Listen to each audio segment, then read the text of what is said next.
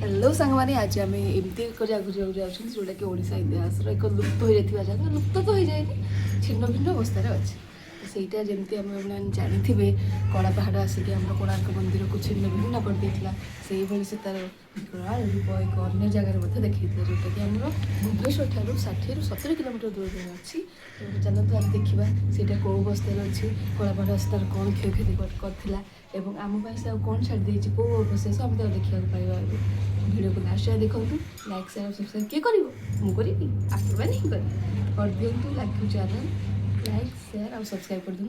चलते से तो गाड़ी बस पड़लु बाहरी गलु जावाई से जगह को तो सेपटे आप देखिपे बोर्ड लिखाई तालचेर कि परजंग बाँ को जाते आप तालचेर जाते डाण को बसले आप परजंग गाँव को बसवे।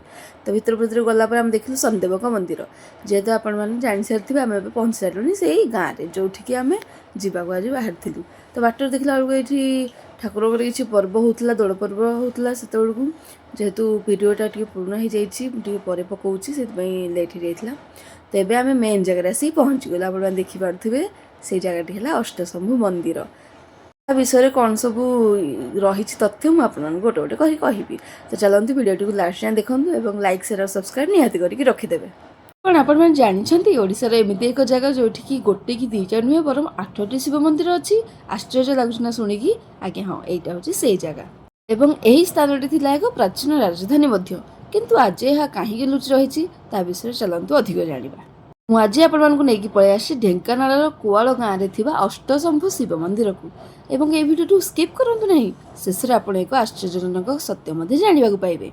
देखा हुए तो यह एक साधारण ग्राम भाया देखा किंतु यह भितर लुचि रही 1000 वर्षर इतिहास। कुआल पूर्वर यह कहुला करमुला कहीपर कोड़राकागढ़ यह एक प्राचीन राज्यर केन्द्र।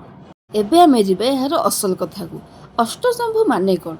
अष्टर अर्थ 8 एवं शंभुर अर्थ है भगवान शिव एवं अष्टशंभु मंदिरटी है भगवान शिवंकर 8टी रूप एक स्थान 8टी शिवलिंग। यह निज एक अद्भुत आध्यात्मिक अनुभूति भली अनुभूत हुए। से 8टी मंदिर भितर 5टी छिन्न भिन्न अवस्था भग्न अवस्था आप देखा पाइबे ये एवं आउ 3टी भी भल अवस्था आप देखिपारे। एमतीक आपण प्रथम कही कलापाहाड़ से तार विराल रूप देखा तो से भितर से 5टी मंदिर को छिन्न भिन्न करदे तार भग्नावशेष आप देखिपारे एगुड़ाक रोचे और आउ 3टी मंदिर जोटा कि भल अवस्था अच्छी। इतिहास कहूँ ये मंदिर गुड़िक 9म रु 10म शताब्दीर शुक्ल वंशर राजा माने भगवान शिवंकर भक्त थिले। कहुए राजा रोग ठीक होगापर से ही मंदिर गुड़िक निर्माण करते। सत कि गल्प कमेंट आप मत देवे। एठाकू आसिले आपण माने किछि अलगा ही अनुभव करिवे। नीरवता पक्षी मानकर शब्द एवं सबुज प्रकृति यह केवल एक मंदिर नुहे यह होछि मनर शांतिर स्थान।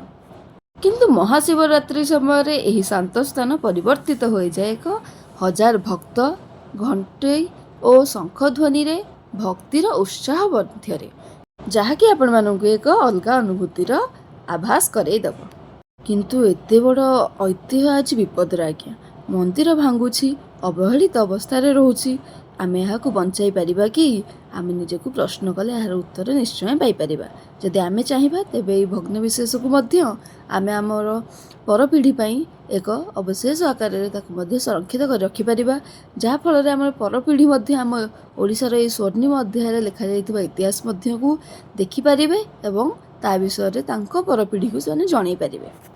जदि आपण मध्य ओडिशार गौरव को भल पाउथाबे तेबे एही वीडियो को शेयर निश्चिंत करिवे। कमेंट करंतु हर हर महादेव। एही स्थान को जीवाको चाहिए कि जदि हाँ ताहले भी मते कमेंट जनइबे। आ सबुठारु आश्चर्य कथा कोन जानछंती एते ऐतिह्य थिले मध्य एही स्थान आज भी अनेक लोकंक पई अजणा।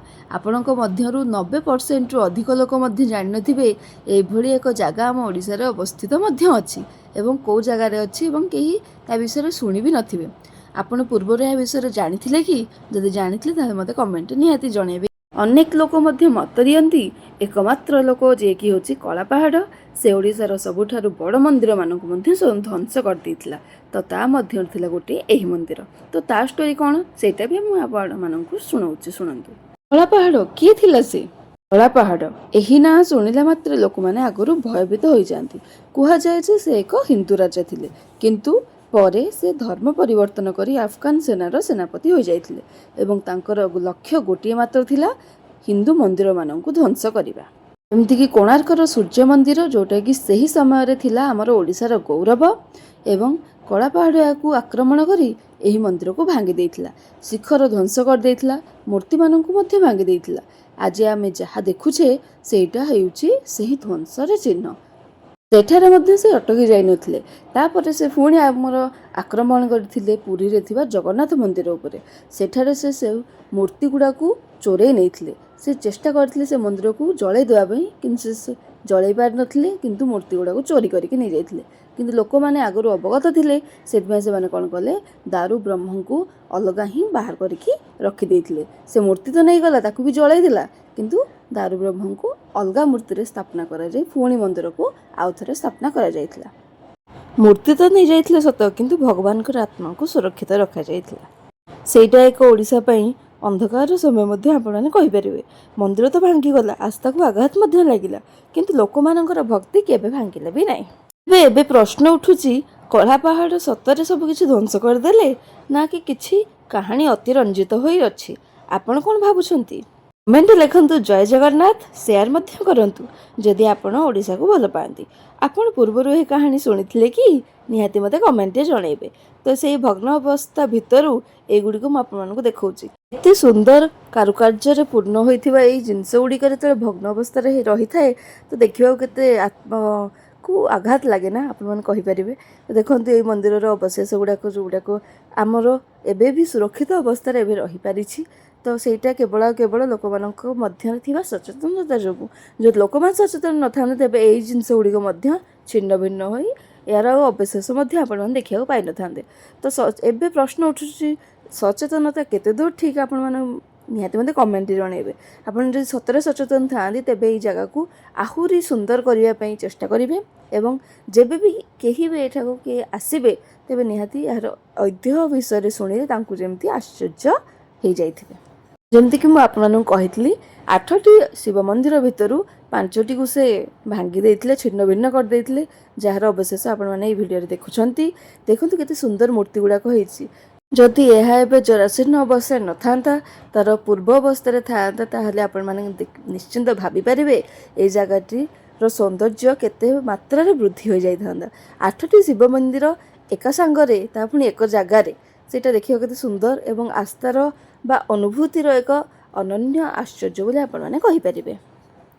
ପ୍ରକୃତି ଭିତରେ, ଏକ ଶାନ୍ତ ପରିବେଶ ଭିତରେ, ଏମିତି ମନ୍ଦିର ଏକ ଜାଗାରେ ଆପଣମାନେ ଯେତେବେଳେ ପହଞ୍ଚିଯିବେ, ସେଠାରୁ ଆସିବା ତ ଦୂରର କଥା, ସେଠାରେ ରହିଯିବାକୁ ହିଁ ଇଚ୍ଛା ହେବ। କାହିଁକିନା ଏଠିକାର ପରିବେଶ ଏବଂ ଏଠିକାର ଶାନ୍ତିପୂର୍ଣ୍ଣ ଯେଉଁ ପରିବେଶଟା ତା ବାର୍ତ୍ତା ଦେଉଛି ଯେ ଆପଣମାନେ ମଧ୍ୟ ଏ ଜାଗାକୁ ଗଲେ, ଯିଏ ବି ଯାଆନ୍ତୁ, ଯେବେ ବି ଯାଆନ୍ତୁ, ସେଠିକାର ପରିବେଶ ଆପଣମାନଙ୍କୁ ନିହାତି ମୋହିତ କରିବ। ଏଇଟା ମୁଁ ଆପଣମାନଙ୍କୁ ଗ୍ୟାରେଣ୍ଟି ସହ କହିପାରିବି। ତ ତା ପାଖରେ ଏଇଟା ଦେଖନ୍ତୁ, ତା ଚାରିପାଖର ଦୃଶ୍ୟ କେତେ ସୁନ୍ଦର।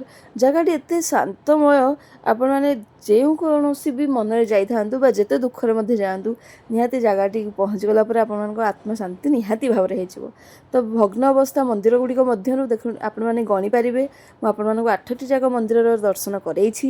ତ ଏଇ ଦେଖନ୍ତୁ, ପୁରା ଭାଙ୍ଗିକି ଚୂର୍ଣ୍ଣ ହୋଇଯାଇଛି, କେବଳ ଭଗବାନ ଶିବଙ୍କର ସେଇ ମୂର୍ତ୍ତିଟି ହିଁ ଅଛି। ଯେଉଁମାନେ ବି ଏ ଜାଗାକୁ ଯାଇଛନ୍ତି, ତାହେଲେ କମେଣ୍ଟରେ ନିହାତି ଜଣାଇବେ। ଆଉ ଯେଉଁମାନେ ଏ ଜାଗାକୁ ଯାଇନାହାନ୍ତି, ନିହାତି ମୋ କଥାରେ ନିହାତି ଥରେ ନା ଥରେ ଆପଣମାନେ ଭିଜିଟ୍ କରନ୍ତୁ। ଥରେ ଆପଣମାନେ ଯିବେ, ନିହାତି ବାରବାର ସେ ଜାଗାକୁ ଯିବା ପାଇଁ ଇଚ୍ଛା ହେବ ଆପଣମାନଙ୍କୁ, କାରଣ ତା ପରିବେଶ ହିଁ ଏତେ ସୁନ୍ଦର, ଆପଣମାନଙ୍କୁ ସେ ନିହାତି ଆକର୍ଷଣ ହିଁ କରିବ। ତ ଯଦି ଭିଡ଼ିଓଟି ଆପଣମାନଙ୍କୁ ଭଲ ଲାଗିଛି, ତାହେଲେ ମୋ ଚ୍ୟାନେଲଟିକୁ ଲାଇକ୍, ସେୟାର ଆଉ ସବସ୍କ୍ରାଇବ୍ ନିହାତି କରିଦେବେ। ଯେଉଁମାନେ ଦେଖୁଛନ୍ତି, ସବସ୍କ୍ରାଇବ୍ କରିନଥିଲେ ସବସ୍କ୍ରାଇବ୍ ଟିକେ କରିଦେବେ। ତ ଆପଣମାନଙ୍କ ଭିତରୁ କେଉଁମାନେ ଏ ଜାଗାକୁ ଯାଇଛନ୍ତି, ତାହା ମୋତେ କମେଣ୍ଟରେ ଜଣାଇବେ। ଏହି ଇତିହାସର ଏକ ଗୁପ୍ତ ରତ୍ନ କାହାଣୀମାନଙ୍କ ମଧ୍ୟରୁ ଗୋଟିଏ। ଯଦି ଆପଣମାନଙ୍କୁ ଏମିତି ନୂଆ ନୂଆ କାହାଣୀ ଦେଖିବାର ଅଛି, ଜାଣିବାର ଅଛି, ତାହେଲେ ମୋତେ ସବସ୍କ୍ରାଇବ୍ଟେ କରିଦେବେ।